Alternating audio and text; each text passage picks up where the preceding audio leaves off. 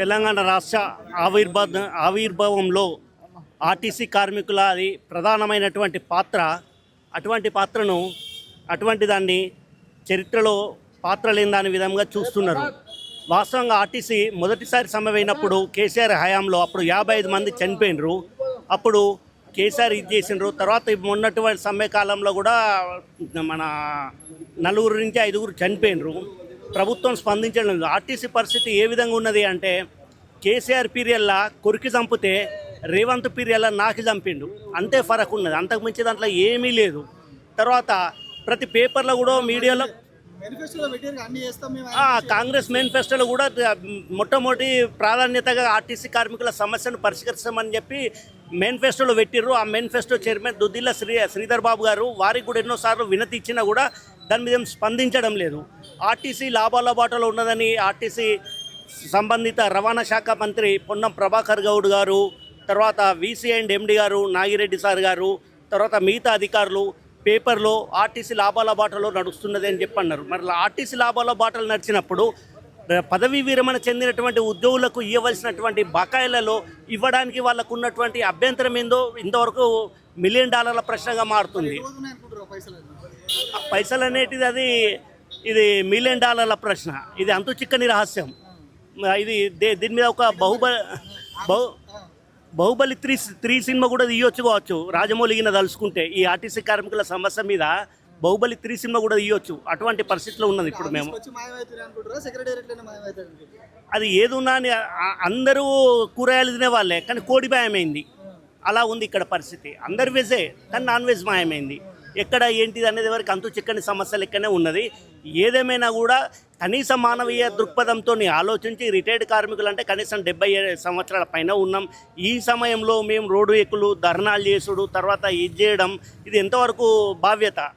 తర్వాత ఈ రిటైర్డ్ అయ్యేటప్పటికి కొంతమంది కుటుంబాలు పొందుబాటాయి, అంటే కొడుకులు బిడ్డలు పెళ్ళిళ్ళై వాళ్ళు ఏదో ఒక ఇల్లు ఉండి ఇది ఉంటే పర్వాలేదు.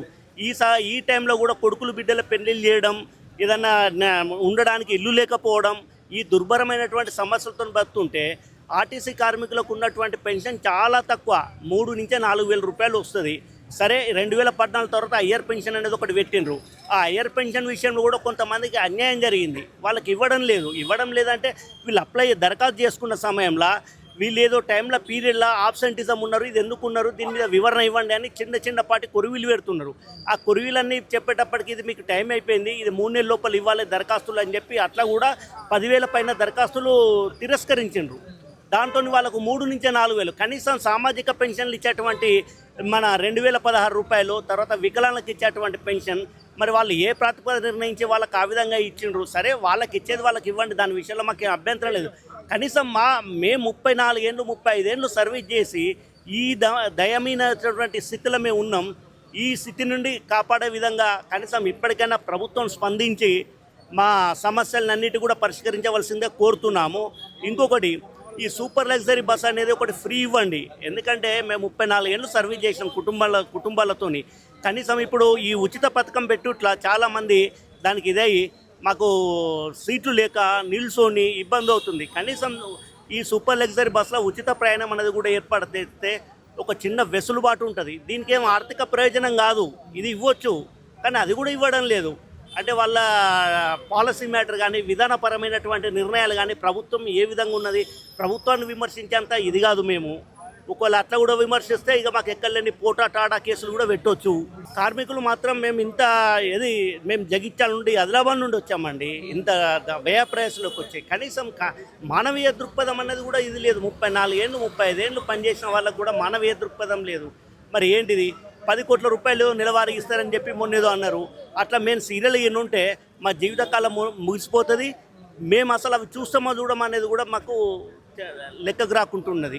కాబట్టి ఏదేమైనా అని దీనికి మొదటి ప్రాధాన్యత ఇచ్చి ఏదన్నా ఉంటే కూడా దీనికి తగిన బడ్జెట్ నిధులను సమీకరించవలసిందిగా నేను ముఖ్యమంత్రి గారికి విజ్ఞప్తి చేస్తున్నాను.